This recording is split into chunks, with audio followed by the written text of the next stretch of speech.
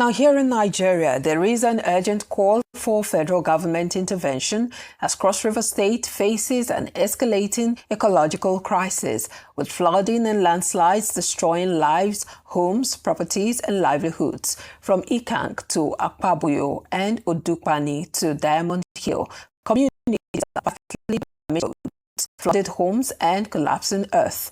As call for greater federal intervention intensify, Arise correspondent Magdalene Eyoma examines the growing ecological emergency in the state.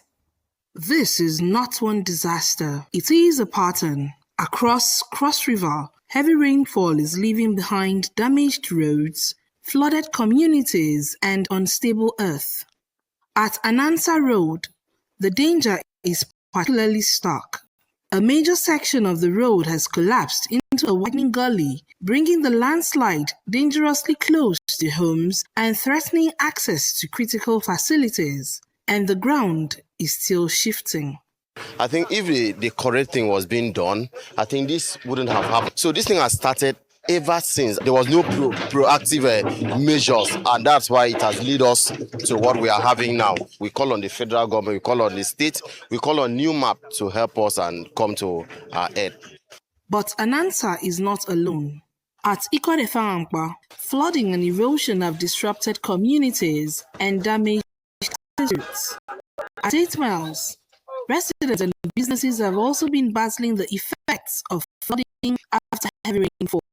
And in Akpabuyo, communities are facing their own share of the destruction. Different locations, different forms of damage, but one growing concern: how much more can these communities take? When the first landslide occurred, Governor Basio too visited the affected area and met with victims, seeing the devastation firsthand. Most of the drains have to be expanded, more channels have to be created. Desiltation should also be a prime action in some of the things that we do. But it's very clear that the actions are quite serious. I believe I'll take this to the National Economic Council where we have to discuss, because there are some really fundamental structural issues that are involved, particularly with a coastal state like ours. Whatever we can do for now, we'll have to do it to mitigate and help people. Since then, the challenge has extended beyond a single location. The Works Ministry has been dealing with damaged infrastructure, while the Environment Ministry assesses the wider ecological threat. There are about 75 locations we call as landslides in Cross River State here. Some are spread different in different local government, but the one that is so threatening very well is the one that is within the Calabar metropolis here.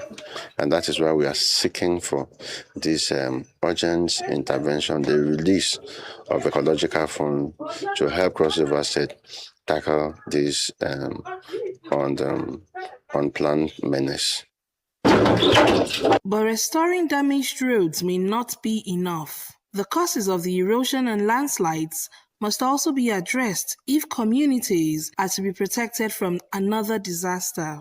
In as much as we are desperate, we are anxious to own properties, we must be cautious. Most of these new sites does not have layout. Like you've seen, we've been in the field the last 3 hours trying to identify these problems and see how we can put heads together and resolve these problems. And that is where the state's challenge becomes even greater. At Anansa, the threat extends towards the Nigerian Navy facility and other strategic infrastructure. The Cross River State government is therefore asking the federal government to provide the technical expertise, equipment and resources needed to contain the immediate danger and deliver a lasting solution.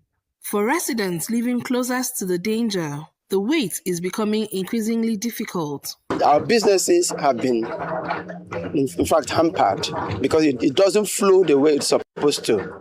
Why? Because customers are afraid to come in. The federal intervention being sought is not simply about rebuilding what has already been lost. It is about preventing further loss. Across these communities, the warning signs are clear. Water where roads should be, mud where homes should be safe, and at Anansa, a widening scar where a road once stood. From Anansa Road to Akpabuyo, the warning signs are clear.